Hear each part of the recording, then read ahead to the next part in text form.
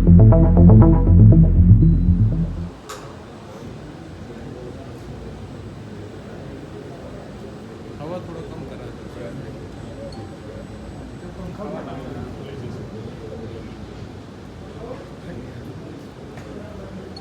सभी से अनुरोध है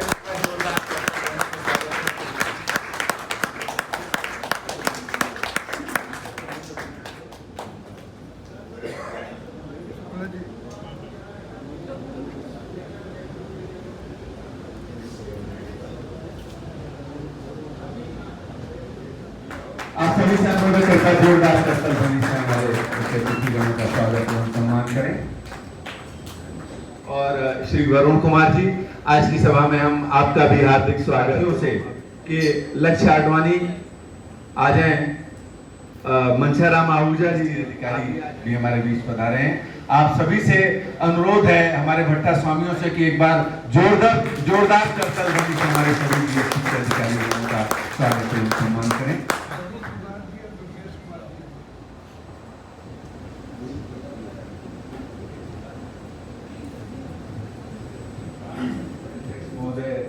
को दें और हमारे अधिकारी गणों का स्वागत एवं सम्मान करें।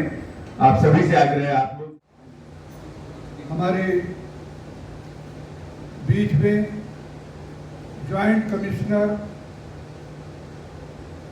श्रीमती रीनू कुमारी जी दूसरी बार आधार आपका रेवेन्यू पूरा देने वाले हैं आज के भी समय, और इनके बच्चों पर जो तांडव हुआ है ये अच्छा नहीं।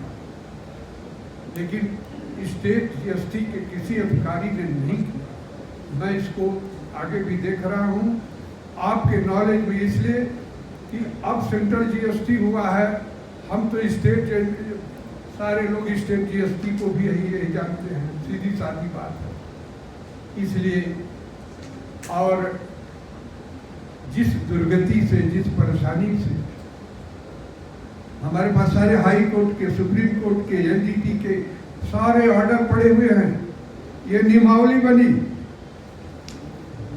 जब मैं प्रदेश अध्यक्ष हुआ तो मैंने कहा कि ये नियमावली बनाई जाए भट्टों के लिए प्रदेश सरकार से। ये रोज रोज की परेशानी है, रोज रोज का उत्पीड़न और शोषण, जैसे मालूम होता है कि सबसे बड़े गुनहगार धरती के हम हैं। भट्टा मालिक, पोथी पत्रा, जब जीएसटी अधिकारी, सेल टैक्स अधिकारी भट्टों पर आते थे तो झोला में कागज भर के गन्ने के अरहर के खेतों में जाके छिप जाते। सुबह याद है, इन नौजवान नहीं जानेंगे। प्राप्त करूंगा, मैं नौजवान बालक था, 88-89 की बात है। मैंने कहा कि इसको कंपाउंड किया जाए भट्टों पर, हम एक बार में टैक्स दे देंगे, 2 बार में, लेकिन चोर और चाई बनना हमें मंजूर नहीं है, बेईमान बनना मंजूर है। हमें इज्जत और सम्मान चाहिए। सेक्टरों में अधिकारी कहते थे कि ये पागल हो गया लड़का, कहीं भट्टों पर। पहले अपना परिचय दीजिए। कमलाकांत पांडे, अध्यक्ष ईंट निर्माता परिषद वाराणसी। आज किस तरह का बैठक था सर, और कौन कौन से अधिकारी यहाँ पे आए हुए थे, क्या बातें की? आज जीएसटी डिपार्टमेंट राज्य करके सबसे बड़े अधिकारी आए थे। एडिशनल कमिश्नर ग्रेड 1 विपुल सिंह जी, ज्वाइंट कमिश्नर रीनू कुमारी जी, इसके अलावा 3 और एसी और पॉल्यूशन डिपार्टमेंट के क्षेत्रीय अधिकारी, इंडस्ट्री डिपार्टमेंट के डिप्टी कमिश्नर, सभी लोग विभागों के आए। क्या बातें हुई हैं, क्या समस्याएं देखने को मिली? ईंट उद्योग के प्रति विभागीय नजरिया तथा समस्याओं का समाधान विषय पर गोष्ठी हुई है। इसमें सारी चीज़ें आ गई और अंत में आज ये निर्णय लिया कि भारत में पहला जिला है जो ये प्रस्ताव पारित करके केंद्र सरकार को भेजेगा कि ईंट भट्टों पर समाधान योजना पुनः लागू किया जाए किसी कीमत पर। और इसको माननीय मंत्री जी बनारस आते हैं, वित्त मंत्री जी, उनके सामने भी रखा जाएगा, क्योंकि इससे उत्पीड़न और शोषण दोनों बढ़ रहा है।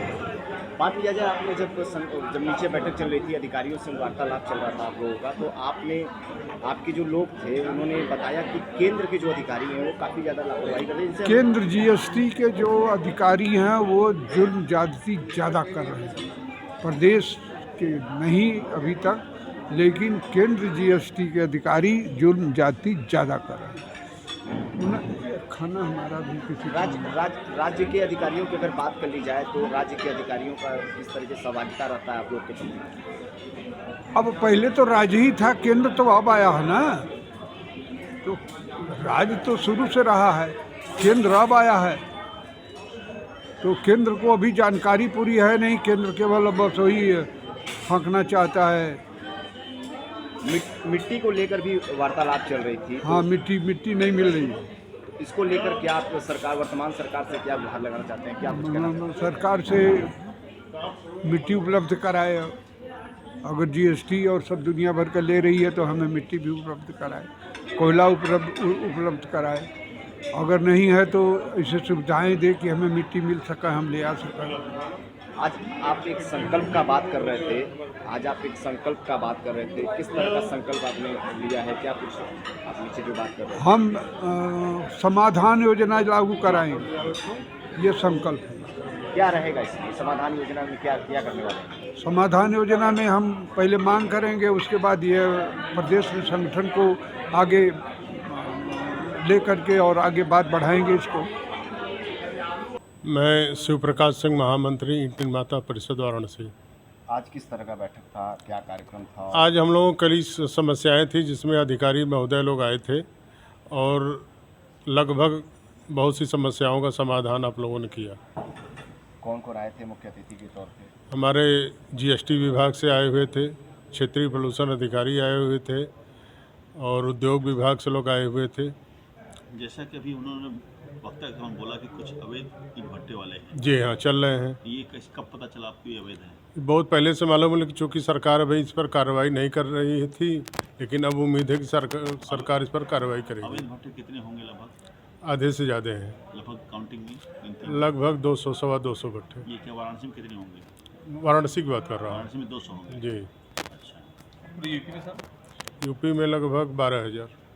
आज किसी तरह का आपके अध्यक्ष जी द्वारा कोई संकल्प लिया गया है? संकल्प लिया गया कि जैसे हम लोगों को जीएसटी में जो है तो पिछले बैट योजना जब लागू थी तो समाधान हम लोग कंपोजिशन स्कीम में थे, वो जीएसटी लागू होने से वो योजना ख़त्म हो गई है।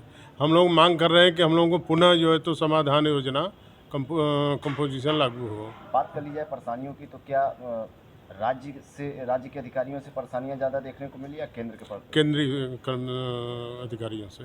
केंद्रीय अधिकारियों को लेकर किसी तरह का कोई बातचीत हुआ, किसी मंत्री से मिलने की बातचीत हुई? हाँ, बात हुई है। अब आगे हम लोग जो है तो इसको लखनऊ में जा कर के उन लोगों से मिलेंगे। आप माननीय मुख्यमंत्री से कुछ कहना चाहते हैं इस मुद्दे पर? मुख्यमंत्री से हम लोगों की मांग है, मेन चीज़ कोयला हम लोगों को उद्योग के लिए बहुत दिक्कत है, कोयला हम लोगों को सरकारी रेट पर उपलब्ध कराया जाए। सर, आपके अध्यक्ष जी ने कहा एक बात कि पैसा है तो आप हीरा चांदी सोना सब कुछ खरीद सकते हैं, जी हाँ, नहीं खरीद सकते हैं। मिट्टी नहीं मिल रही है। जिम्मेदार कौन होगा? मिट्टी जो है तो मिल नहीं रही है, इसके लिए सरकार जो है तो खनन पर पाबंदी लगा दी है। हम लोग पहले किसानों से मिट्टी लेते थे, उनका खेत ऊंचा नीचा था, समतल करवाते थे, मिट्टी लेते थे, लेकिन उस पर प्रतिबंध अवैध खनन का माने के नाम पर उत्पीड़न हो रहा है। इसका समाधान क्या है सर? समाधान हम लोग गुहार करेंगे प्रदेश सरकार से कि ईंट भट्टों वालों को छूट दी जाए।